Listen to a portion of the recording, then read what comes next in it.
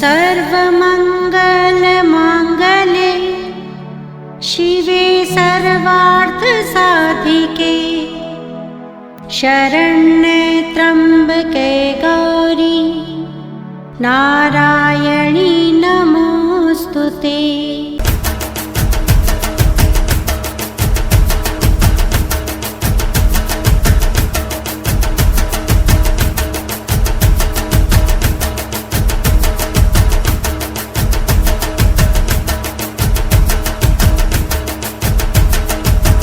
वो दुष्टों का रक्त पीती है, वो भी तब जब अति हो जाता है। अरे कौन मां अपने बच्चे का रक्त पिएगी? ये पूरा जमाना ही उसी का है, उसी के सारे संतान हैं। देखिए, राक्षस भी जीवन में कुछ पाने के लिए पहले साधना करते थे, तपस्या। वो जानते थे बिना साधना के, बिना तपस्या के कुछ नहीं मिलता। देखिए हमारे आचार्यों के चेहरे पर देखिए क्या चमक है महाराज, क्या चमक है। दिन भर का परिश्रम, दिन भर से ठीक से, मतलब क्या मैं बताऊं इनके हैं साधना की बातों को, लेकिन चेहरे पर चमक है। 9 दिन पूरा तो होने दीजिए, देखिएगा चेहरे की चमक देखिएगा। जो लोग यहां बैठते हैं, प्रतिदिन कथा में 2 बजे आ जाते हैं और अंतिम आरती तक रुके रहते हैं, उनके चेहरे पे भी 9 दिन बाद चमक देखिएगा। ये चमक बता देगा कि मां आपके नजदीक आ गई है। क्योंकि जब कोई वीआईपी आता है आपके पास, तो उसके आते ही आपका स्तर अपने आप बड़ा हो जाता है। किसी बड़े के बगल में बस खड़े हो जाइए, आपका स्तर उसके बराबर तो नहीं कहूंगा, लेकिन उस जैसा बहुत कुछ हो जाता है आपके अंदर। तो मां को प्रसन्न कीजिए, साधना कीजिए। आप सब बड़े भाग्यशाली हैं जो पंडाल में बैठ के, बाकी तो मोबाइल पर लाउड स्पीकर पे यहां से चला जाऊंगा तो और कथाएं आप सुनिएगा, क्योंकि कथा अच्छी लग गई तो फिर तो इसको लिए आप तड़पेंगे। बहुत प्यारी कथा है आज महिषासुर। तो रंभ और करम्भ दोनों जो है तपस्या करने लगे। जानते थे तपस्या से ही कुछ प्राप्त होगा। एक जो है पंच नदी नद, एक नद था, वहां एक नदी थी, उसमें प्रवेश करके गले भर पानी में वो ब्रह्मदेव का जाप करने लगा। राक्षस जो है और भी जो लोग थे, ब्रह्मदेव थोड़ा सा प्रसन्न हो जाते हैं, तो चूंकि वो विधाता हैं तो वो अपना एक तरीका है, लेकिन ब्रह्मदेव भी कहते हैं कि जिन पर मैया प्रसन्न होती है उस पर मैं प्रसन्न होता हूं। इसलिए पहले मैया को प्रसन्न कीजिए, फिर ब्रह्मदेव से को भी प्रसन्न कीजिए। साधना करिए ना महाराज, फिर देखिए क्या नहीं आपको प्राप्त हो जाएगा। सब कुछ हो सकता है। अरे हमारा जानते हैं वेद भी कहता है कि हम वेद का जानते पहला शब्द क्या है ना? वेद का पहला मंत्र है। वेद भी जानता था। मैं अकोड़ी ग्राम के प्रत्येक व्यक्ति से जो यहाँ मौजूद नहीं है, मुझे कहने में कोई संकोच नहीं, मुझे किसी से कुछ लेना देना नहीं है ना? मैं आपके हित के लिए जरूरत पड़ेगी तो थोड़ा कठोर शब्दों का भी इस्तेमाल करूंगा। मैं अकोड़ी ग्राम के प्रत्येक व्यक्ति से जो घर पर बैठा है और कहता है समय नहीं है, अरे भैया अक्सर लोग कहते हैं मेरे पास समय नहीं है, समय नहीं है, समय नहीं है, लेकिन एक दिन भगवान उनके सामने आएगा और कहेगा अब तेरा समय आ गया, चल। उस दिन आप कुछ नहीं कर पाएंगे। इसके पहले कि रावण की तरह जब भगवान आ जाए मौत बनकर, तो कहे इस तामस शरीर से मैंने पूजा पाठ नहीं किया, मेरा कल्याण कैसे होगा महाराज? इसके पहले कि मौत आकर दबोच ले, कुछ अच्छा कर लीजिए। समय किसके पास है महाराज? क्या दिनेश जी खाली हैं क्या ये खाली हैं? अरे भैया सब व्यस्त हैं। कल देख रहा था विंध्याचल में कुछ जजमान बार बार फोन कर रहे हैं, आवत है भैया, आवत है भैया, आवत है भैया, आवत है भैया, लेकिन मां के लिए सब कुछ छोड़ के लगे हुए। क्या अनिल जी खाली हैं? क्या मैं खाली हूं? भैया मैं तो खाली, मैं खाली, मुझे तो बस मैया के सिवा कुछ चाहिए ही नहीं। मैं खाली, बस मैया मैया मैया, सिर्फ मैया।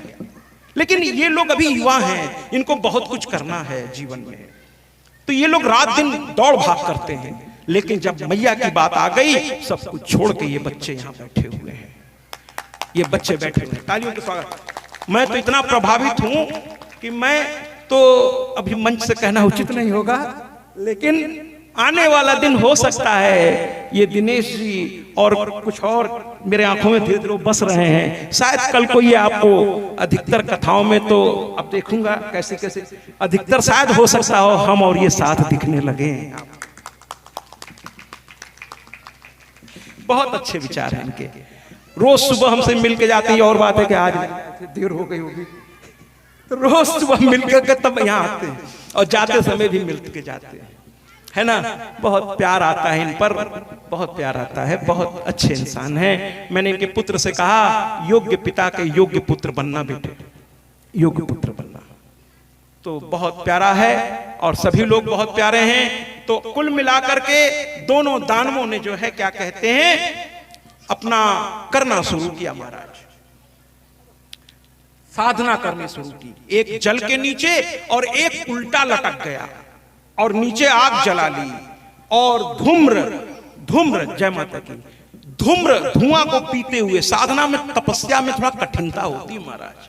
जब तक आप दुख नहीं सहेंगे सुख कैसे आएगा महाराज। दुख से घबराइए नहीं, दुख ही सुख का नया सवेरा लेकर आएगा। इसलिए दुख को स्वीकार करना सीखिए, स्वीकार करना। साधना में थोड़ी कठिनता होती है महाराज। तो वो साधना करने लगा। इंद्र को लगा ये दुष्ट लोग हैं, अगर साधना सफल कर लिए इनको कुछ न कुछ अच्छा मिल जाएगा तो ये उत्पात करेंगे, ये उत्पात करेंगे महाराज, ये उत्पात करेंगे। तो कुल मिलाकर के महाराज हुआ ये कि इंद्र को बेचैनी हुई कि ये दुष्ट लोग हैं, इनके हाथ में शक्ति गई तो ये कुछ ना कुछ उत्पात करेंगे। इंद्र मगरमच्छ बनकर जल में आए और उसमें से करम्भ को उन्होंने खींच करके मार डाला कि ये दुष्ट है, दुष्ट के हाथ में कोई भी चीज चली जाएगी तो वो आफत ही करेगा। तो वो करम्भ को मार डाले, लेकिन रंभ जो है लटका हुआ था, इसलिए अब मगरमच्छ रूप में रंभ तक नहीं पहुंच पाए। तो रंभ जो है जरा बच्चों से शांत करा दे थोड़ा सा, अब मां का प्राकट्य होने वाला है, जो उधर हो जरा बच्चों को शांत कर दे। तो कुल मिलाकर के भैया मंच पे बात नहीं, भैया मंच पे बात नहीं। तो कुल मिलाकर के रंभ जो है गुस्से में आ गया और वो उल्टा लटका हुआ था, बगल में उसकी तलवार पड़ी हुई थी। उसने तलवार उठाई और अपने ही सर का बाल पकड़ा, राक्षसी वृत्ति, गुस्से में आकर के और उल्टे सीधे काम करने लगा। अपना ही तलवार उठाया और अपने ही गर्दन पे कहा मैं अब खुद को मार लूंगा। ये मूर्खता देखिए महाराज। अरे साधना कर रहे हो तो साधना पूरी करो, लेकिन मूर्ख थोड़ा सा किसी ने उकसा दिया, किसी ने थोड़ा कुछ कह दिया, साधना छोड़ के भाग गया महाराज, साधना अधूरी रह गई। तो कुल मिलाकर उसने पकड़ा बाल और जैसे ही काटने के लिए निकल अपना उठाया, अग्निदेव को दया आ गई कि कितने दिन से साधना कर रहा है। देवता बड़े दयालु होते हैं, आप उनका नाम लेके तो देखिए, मैया को पुकारिए तो, मैया को दुलारिए तो। अरे मैया तो मतलब इतनी प्यारी है ना कि आप कहते मेरे सर पर हाथ रखो। अरे मैया तो वो है कि तो आपके एक दुलार भरी नजर से वो आपके आंखों से होते हुए आपके हृदय में आकर बैठ जाएगी महाराज। पुकारिए तो। अरे आज भी राधा, आज भी कृष्ण आ सकते हैं, आज भी राम आ सकते हैं। कोई मीरा की तरफ पुकारे तो, कोई राधा की तरफ पुकारे तो दौड़े हुए कृष्ण आएंगे, दौड़े दौड़े आएंगे। मैं एक गीत कभी बजवाऊंगा कि भावना की ज्योति जगा के देखिए, बोलती है मूर्ति बुला के देखिए, बोलती है मूर्ति। कुल मिलाकर अग्निदेव प्रकट हो गए। कहने लगे अरे मूर्ख क्या कर रहा है तुम? कहे मेरे भाई को मार डाला, हम लोग सब तपस्या कर रहे थे। तो कहे अरे अब वो छोड़ो, तुम किस लिए तपस्या कर रहे थे, क्या उद्देश्य क्या है तुम्हारा? तो कहने लगा मुझे पुत्र चाहिए। अग्निदेव ने कहा ठीक है मिल जाएगा, लेकिन क्या सुन लीजिए पहले, हमको पुत्र ऐसा चाहिए जो आप देवताओं को ही हरा दे। अग्निदेव क्या अच्छी बात है, ये तो वही बात हुई कि मतलब कोई कहे आपको मैं देना चाहता हूं तो कहेंगे अच्छा ऐसा कुछ दीजिए कि आप एक अविनाश हो, तो काहे को देगा वो। लेकिन अग्निदेव कहेगा अच्छा भाई, कहे अच्छा हम ही लोगों को हराने के लिए तुम्हें पुत्र चाहिए? कहा हाँ महाराज हम ही को हराने के लिए पुत्र चाहिए। शायद वहां कोई सज्जन काफी देर से खड़े हैं, बहुत अच्छा भाव है आपका, कृपया स्थान ग्रहण कर लें,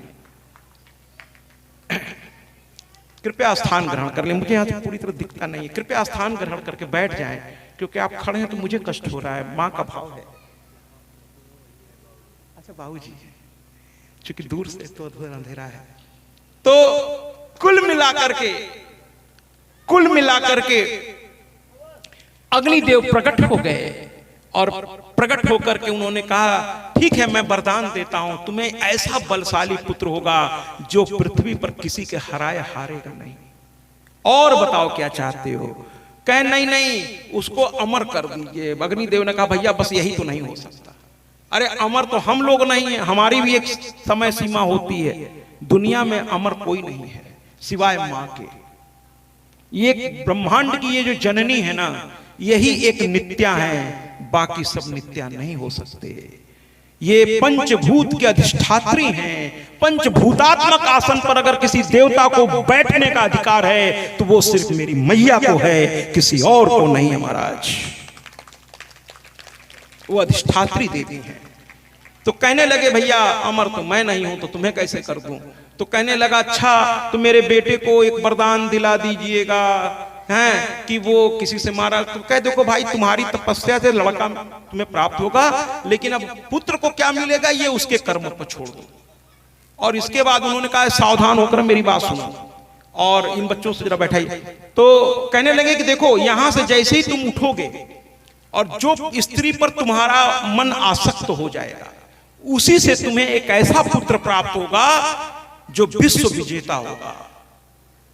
वो खुशी खुशी उठ गया। राक्षस था मतलब निकल गया तो पहचानते नहीं। राक्षसी वृत्ति यही कहती है। और सज्जन जो होते हैं जिनसे उनको थोड़ा भी लाभ हुआ उसके प्रति वो कृतज्ञ हो जाते हैं महाराज, कृतज्ञ हो जाते हैं। लेकिन दुष्ट लोग कहते हैं ना मतलब निकल गया तो पहचानते। अग्निदेव को उसने प्रणाम बस यूं ही एक औपचारिकता में की और उसके बाद वहां से वो चल पड़ा। कृपया मंच पे बात न करें। तो चल पड़ा। अब देखिए राक्षसी वृत्ति। अब देखिए अगर इन कर्मकांडी आचार्यों को अगर आप कुछ दें तो ये कुछ ना कुछ अच्छे काम में ही उसको लगाएंगे, लेकिन किसी शराबी को दे देंगे तो वो तुरंत जाएगा उसको, उससे वो मदिरा ही खरीदेगा महाराज। उससे आप गंगा जल की उम्मीद नहीं कर सकते आप। लेकिन इन आचार्यों के हाथ में देंगे तो ये इसका उपयोग कुछ ना कुछ। और मान लीजिए अपने जीविका के लिए बेचारे करते हैं भैया, रात दिन ये कर्मकांड के आचार्य हैं, दिन भर अगर ये कर्मकांड में लगे हैं तो इनके घर की गृहस्थी की कुछ जिम्मेदारियां इन पर हैं, है ना। अगर हर आदमी मेरी तरह निःशुल्क होगा तो उसका घर कैसे चलेगा महाराज। मैं तो चलिए डायरेक्टर पद पर मेरे जो भी दाल रोटी है तो मेरे पास, लेकिन ये भी तो युवा हैं, इनके ऊपर बहुत सारी जिम्मेदारियां हैं।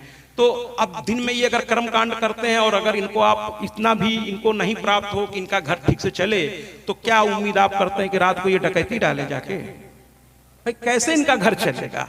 तो इसको ध्यान रखें कि जब कोई आचार्य आपके दरवाजे आए, बारात में लोग लाखों रुपए खर्च कर देते हैं, लेकिन जिस ब्राह्मण के द्वारा उस विवाह का कार्य होता है, जिस ब्राह्मण के द्वारा उससे लोग, कुछ लोग ऐसे लोग होते हैं कि उस आचार्य से एक बार भी नहीं पूछते आपने जलपान किया कि नहीं, आपने भोजन लिया कि नहीं। वो बेचारा दिन भर भूखा प्यासा द्वार पूजा करवाता है, बरमाला आदान प्रदान करवाता है, पूरे विवाह को करता है। अरे भैया बैंड वाला आया 10, 20, 40 मिनट में सड़क पे आपको नचाकर लाखों रुपए लेके चला गया। गेस्ट हाउस वाले को आपने दे दिया, इसको दे दिया, उसको दे दिया, और ब्राह्मण ने रात भर के मेहनताने के रूप में अगर कुछ राशि मांग दी तो आप कहते हैं पंडित जी लूट रहे हैं।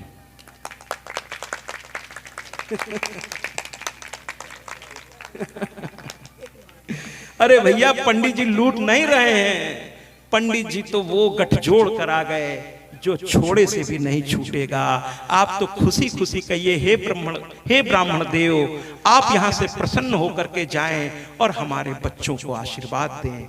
तो ये तो मैंने आपकी ओर कहा कि इनका ध्यान रखिए, और मैं इनसे भी कहूंगा, दोनों तरफ से मैं बात करता हूं, इनसे भी कहूंगा कि जब कोई दिल खोल करके आपको अपना सब कुछ अर्पित कर दे तो एक समय के बाद आप भी कह दीजिए अरे मैं संतुष्ट हो गया, जाओ तुम खुश रहो, तुम्हारा परिवार संतुष्ट रहे। कहते हैं ना, देने वाले में दैन्य भाव होना चाहिए। माने कितना भी दे लेकिन कहे अरे महाराज मैंने आपको क्या दिया, अरे मेरी क्या हैसियत, आपकी योग्यता की कोई कीमत होती है महाराज। तो आपने जो किया उसका कोई मोल नहीं है, मैं क्या दे सकता हूं जो हो सका। और अपनी ओर से वो बहुत दे, बार बार बहुत दे, लेकिन यही कहे मैं क्या दे सकता हूं। यानी देने वाले में दैन्य भाव होना चाहिए कि मैंने कुछ दिया ही नहीं, लेकिन लेने वाले में भी, सुन लीजिए, लेने वाले में भी तृप्ति भाव होना चाहिए कि जजमान ने जो दे दिया उसने कहा यही तो हम पुरोहितों का काम है। हम पुरोहितों का यही काम है कि जजमान ने जो दिया उसी पर प्रसन्न होकर के कह देते हैं जाओ तुम्हारा भगवान कल्याण करे। इसीलिए तो लोग इनके पैर छूते हैं।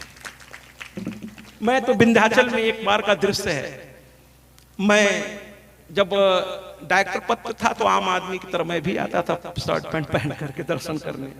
तो एक बार मैं लाइन में लगा था महाराज, तो एक माई आगे आगे चल रही थी, वो काफी बूढ़ी थी, तो आगे आगे चल रही थी, पीछे मैं चल रहा था, फिर मेरा परिवार था। तो जब मंदिर के सामने एकदम माँ के सामने पहुंचे तो वहां के जो पुजारी बाबा थे उन्होंने कहना शुरू किया माई की तरफ से माई के श्रृंगार में 1100 रुपया अर्पित किया जा रहा है। अब माई बटुआ खोली, इधर उधर काफी खोजी, काफी देर खोजती रही। तो पंडा देखने लगे, समझ गए पैसा लगता है कुछ कम है। अच्छा, माई की तरफ से 500 रुपया जो है श्रृंगार के लिए दिया जा रहा है। फिर माई काफी देर खोज रही है। अच्छा, माई की तरफ से 101 रुपया दिया जा रहा है। अब मुझे हंसी आ रही थी, माई बड़ा खोजी खाजी 5 रुपया, माई ने 5 रुपया निकाला, पंडा के हाथ में रखा। पंडा देखा और बेचारा कहता क्या है, अच्छा है माई तोहरे श्रृंगार में माई 5 रुपया दी, उनकर कल्याण हो।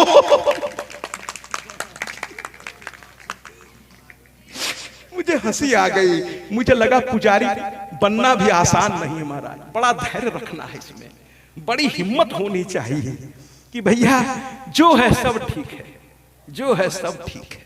मैं ऐसे पुजारियों को प्रणाम करता हूं। उस पर भी उन्होंने आशीर्वाद दिया, आशीर्वाद दिया माई का कल्याण हो। 5 रुपया माई ने श्रृंगार सेवा में दिया, माई का कल्याण। अच्छा, हमने देखा है फुटकर पैसा लोग बचा के रखते हैं, कहें कहें के भैया तो कहीं 2 रुपया जो है जात है आरती में चढ़ाओ। भैया 2 रुपये में आजकल मिलता क्या है, लेकिन आरती के लिए जो सबसे छोटा पैसा है वही लोग निकालते हैं भगवान के लिए। अच्छा, कुछ जगह की आरती में मैंने देखा है लोग बड़े अच्छे लोग हैं, बड़े समझदार हैं, कटा फटा नोट जो नहीं कहीं चलता वो पंडित जी को चला देते। पंडित जी थोड़े कुछ बोलेंगे, तो बड़ा दिव्य स्थिति है, क्या मैं बताऊं महाराज। चलिए इस पर फिर कभी चर्चा होगी।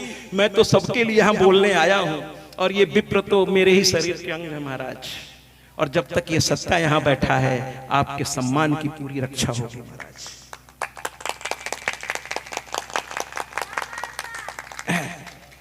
तो कहने का मतलब ये है कि आप सभी आदरणीय हैं, आप सभी आदरणीय हैं। तो रंभ जो है वहां से चला, और जब चला तो रास्ते में उसको एक महिषी दिख गई। सरल भाषा में बताऊं, भैंस को स्त्रीलिंग में क्या कहते हैं? भैंसी। देखिए आपसे पहले उधर से जवाब आ गया। तो वो एक भैंसी, चलिए मैया यही मान लेते हैं भैंसी। ऐसे तो हम लोग शुद्ध हिंदी में महिषी कहते हैं, महिष, लेकिन चलिए भैंसी। तो पता नहीं क्यों रंभ जो है उसको दुनिया की कोई भी अच्छी स्त्री नजर नहीं आई, वो महिषी उसको भाग गई। और वो उसी से कहते ना, दिल लगी दीवार से तो मूरत किस काम की। और इस तरीके से वो उसी को दिल दे बैठा। राक्षसी वृत्ति थी महाराज, और उसको लेकर घर आया, उससे विवाह कर लिया। इसको कहते हैं पागलपन की चरम सीमा, पागलपन की चरम सीमा है ना। क्योंकि विचार नकारात्मक हैं तो अच्छा काम कैसे वो करे। तो कुल मिलाकर के महिषी से उसने विवाह कर लिया, और कुछ दिन में महिषी ने गर्भ धारण किया, और उसने एक पुत्र को उत्पन्न अभी करने ही वाली थी। तब तक एक दिन एक भैंसे ने उसको देख लिया, और वो उसको दौड़ा लिया। भाई वो तो दोनों एक ही जाति के थे, तो वो दौड़ा लिया। वो बेचारी भागी, वो पीछे दौड़ने लगा। ये देखा जब रंभ ने कि मेरी पत्नी को ये भैंसा जो है परेशान कर रहा है, वो तलवार लेकर आया। लेकिन जब भैंसा मतवाला होता तो किसी की नहीं सुनता महाराज। उसने ऐसी सींग मारी कि इनकी छाती फट गई, और ये रंभ महाराज वहीं जय श्री राम हो गए। इनकी कहानी वहीं खत्म हो गई, रंभ जी मर गए। अब महिषी रोने लगी। फिर भैंसा दौड़ता, बेटा बात नहीं, तो फिर भैंसा दौड़ता हुआ इसके महिषी के पास आने लगा, तो ये भागती हुई गई। वहां कुछ यक्ष गंधर्व किन्नर खड़े थे। उन्होंने देखा कि एक गर्भवती स्त्री को एक दुष्ट परेशान कर रहा है। उन्होंने ठहरो, अब वो तलवार लेके दौड़े और उस गर्भवती स्त्री की रक्षा में उस भैंसे को उन्होंने मार डाला। अब महिषी ने अपना दुख बताना शुरू किया, क्योंकि वो यक्ष थे, उसकी भाषा समझ गए। वो बताने लगी मेरे पति को इसने मार डाला, उसकी लाश वहां पड़ी हुई है। रोने लगी वो। फिर वो लाश लेकर आए और अग्नि जलाई और उसमें उस रंभ को रखा उसके अंतिम संस्कार के लिए। उसके शरीर की शुद्धि के लिए अंतिम संस्कार बड़ा जरूरी होता है महाराज। हमारे यहाँ हर चीज के शास्त्र में तरीके बता गए हैं। गर्भाधान में भी तरह तरह के संस्कार आप आचार्यों से पूछेंगे। आजकल हम लोग यही सब तो भूल गए हैं, है ना। गर्भाधान से पहले और गर्भाधान के बीच में, पुत्र होने के बाद शास्त्र बहुत अच्छे अच्छे संस्कार बताते हैं। बेटा तो शास्त्र अच्छे अच्छे संस्कार बताए हैं, उसको आप करिएगा। पुंसवन संस्कार से लेकर बहुत सारे। और जब आप पूरी तपस्या व्रत उपवास के बाद जब संतान पैदा करेंगी मैया, तो वाकई वो राम जैसा ही होगा, वो राम जैसा ही होगा।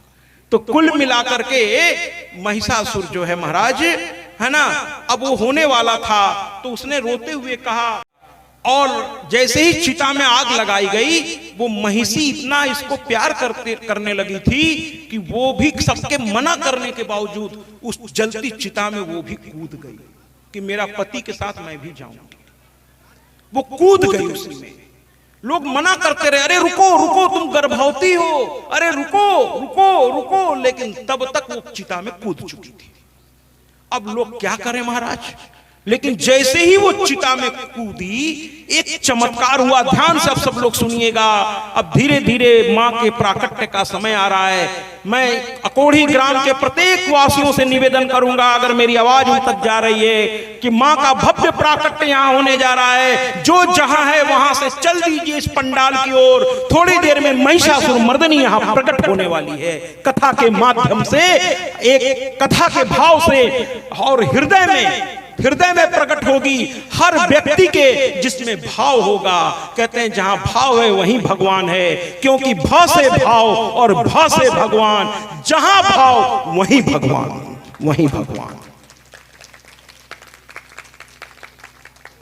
तो कहते हैं महाराज कि कुल मिलाकर के यहां पर जैसे ही चिता में कूदी, उस चिता में से दो लोग हंसते हुए जोर से प्रकट हो गए उस चिता में से। एक तो महिषासुर था, एक तो महिषासुर था महाराज, जिसको इतनी शक्ति प्राप्त थी कि वो कोई भी शरीर धारण कर सकता था। वो कूदा अग्नि में से बाहर। ये उस महिषी का लड़का था। चूंकि महिषासुर इसलिए था क्योंकि पिता पुरुष था, लेकिन मां जो है आपके शब्दों में भैंसी, लेकिन महिषी। तो दोनों के मिलावट से वो महिष आधा पुरुष था और आधा वो पशु था, लेकिन वो रूप बदलने में बड़ा माहिर था, मायावी था। तो कुल मिलाकर के महिषासुर प्रकट हो गया। और उस आग से एक और व्यक्ति प्रकट हुआ जिसका नाम था रक्तबीज। लेकिन रक्तबीज की कथा यहां पर सिर्फ प्रकट होने तक है। इसके बाद वो चला जाएगा शंकर भगवान की आराधना करने। देखिए, राक्षस भी पूजा पाठ को महत्व देते हैं और हम इंसान हैं महाराज। इतनी भव्य कथा, इतना आयोजन, इतना अनुष्ठान हो रहा है, और आज भी अगर हम घर बैठे हैं तो मैं उनके लिए, मेरे पास कोई शब्द नहीं है। आइए ना पंडाल में चारों ओर से, माँ की आरती करिए, माँ के हवन में शामिल होइए, माँ का दर्शन कीजिए, और माँ की कथा का आनंद ऐसा सोने में सुहागा कहाँ मिलेगा महाराज। एक तरफ हवन है, दूसरी तरफ माँ की कथा है, तीसरी तरफ स्वयं माँ विराजमान है, जलपा मैया, और वहां और भी देवता विराजमान। इतना भव्य सुंदर है ना। तो कुल मिलाकर के उसमें से रक्त बीज भी पैदा हुआ। रक्त बीज तो वहां से निकला और सीधे हिमालय की ओर चल दिया शंकर भगवान की तपस्या करने। और दूसरी ओर महिषासुर ने क्या किया महाराज? महिषासुर जो है वो क्या कहते हैं, ब्रह्मदेव की तपस्या करने चला गया। वो ब्रह्मदेव की तपस्या करने चला गया और वो बैठ गया समाधि में। जानता था बिना तपस्या के कुछ नहीं हो सकता, बिना तपस्या के कुछ नहीं प्राप्त होता। वो बैठ गया तपस्या करने और एक मंत्र का जाप करने लगा। ओम श्री ब्रह्मदेवाय नमः। ओम श्री ब्रह्मदेवाय नमः। ओम श्री ब्रह्मदेवाय नमः। ओम श्री ब्रह्मदेवाय नमः। ओम श्री ब्रह्मदेवाय नमः। ओम श्री ब्रह्मदेवाय नमः। ओम श्री ब्रह्मदेवाय नमः। ओम श्री ब्रह्मदेवाय नमः। ओम श्री ब्रह्मदेवाय नमः।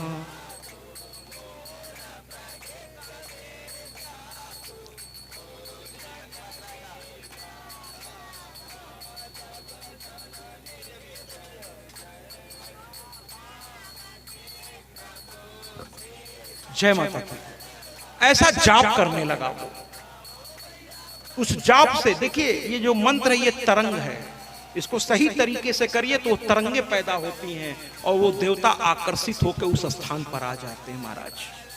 इस मंत्र से वो आकर्षित होते हैं और वो आ जाते हैं। अगर आप साधक हैं मंत्र को, और अगर संस्कृत नहीं, आप कुछ लोग हैं महाराज हमको संस्कृत नहीं आती लेकिन हम मैया को बहुत प्यार करते हैं, तो मेरी मैया तो बड़ी सरल है भैया, खाली जय माता की करिए ना, जय माता की करिए, ये भी मंत्र से कम नहीं है। आपको नहीं आती संस्कृत, कोई बात नहीं, जय माता की ताकि आप कहिए नहीं संस्कृत आती, कोई बात नहीं। अरे कुछ नहीं आता, माँ के सामने हाथ जोड़ के कहिए माँ माँ माँ। माँ शब्द में इतना ताकत है महाराज कि माँ कहते ही पूरा मुंह खुल जाता है, अर्थात अंदर के सारे विकार सारे पाप माँ कहते ही निकल के बाहर हो जाता है और आपका शरीर शुद्ध हो जाता है। इसलिए दिन भर कहा कीजिए जय माता की, जय माता की, जय माता की। बिल्कुल कहिए ना मेरे साथ, जय माता की, जय माता की, जय माता की। ये हुई ना बात, अब तो मैया को आना पड़ेगा, अब तो आना पड़ेगा। तो कुल मिलाकर के रंभ जो है मर गया और यहां महिषासुर तपस्या में बैठ गया। अंत में ब्रह्मदेव जो है प्रकट हो गए। कहने लगे महिषासुर से क्या चाहिए? कहने लगा अमर कर दो। भगवान ने कहा ये तो मुश्किल है, अमर नहीं कर सकते, कुछ और मांग लो।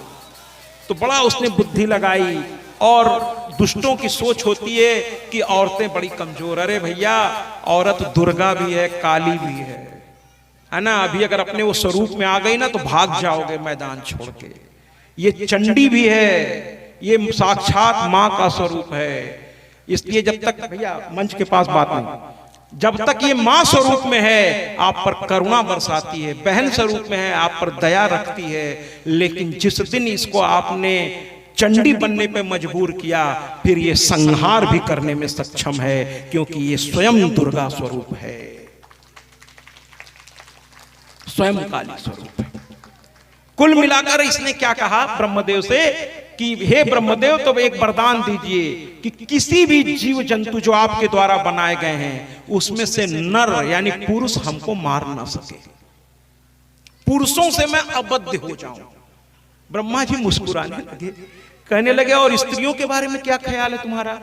तो कहने लगा अरे वो तो हमारे लिए भोग्या हैं, वो हमारा क्या कर लेंगी, आप भी क्या बात करते हैं। ब्रह्मा जी हंसने लगे, कह रहे मूर्ख, तुझे पता ही नहीं है स्त्री की शक्ति का, तू मूर्ख है। लेकिन ब्रह्मा जी ने कुछ नहीं बोला, कहा चल जो तू कहता है मैं तुझे प्रदान करता हूं, क्योंकि तूने तपस्या करके मुझे प्रसन्न किया है तो वरदान तो देना पड़ेगा। दिया वरदान, तुझे कोई पुरुष हरा नहीं सकेगा। अब तो महिषासुर दुष्ट आदमी के पास धन आ जाए तो बौर आ जाएगा, हैं ताकत आ जाए तो वो गलत इस्तेमाल करेगा। महाराज हर चीज का गलत इस्तेमाल ही करना जानता है दुष्ट आदमी, इसीलिए तो होता है। लेकिन सज्जन हर चीज को मर्यादित और तरीके से इस्तेमाल करता है।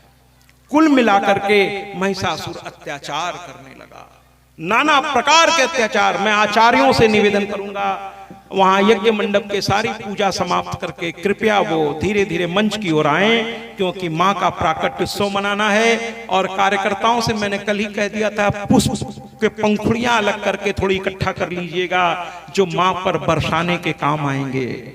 तो अगर पंखुड़ी अब नहीं इकट्ठा किए हैं आप लोग, भूल गए हैं, तो फूल ही जो है उसको जल्दी जल्दी तोड़ लीजिए, क्योंकि अब 10-5 मिनट में ही बस मैं मां का प्राकट्य उत्सव कर दूंगा।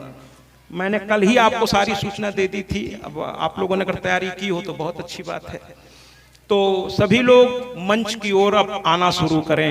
अगर यज्ञ मंडप का कार्य समाप्त हो गया हो तो सभी आदरणीय गुरुदेव भी हमारे और यज्ञ मंडप का प्रत्येक विप्र सभी आदरणीय हैं, और भी अकोड़ी ग्राम के जितने भी समस्त क्षेत्रवासी पंडाल की ओर पधारे, क्योंकि माँ का प्राकट्य अब बस 10 मिनट के अंदर ही माँ की प्राकट्य की हम लोग तैयारी कर रहे हैं महाराज।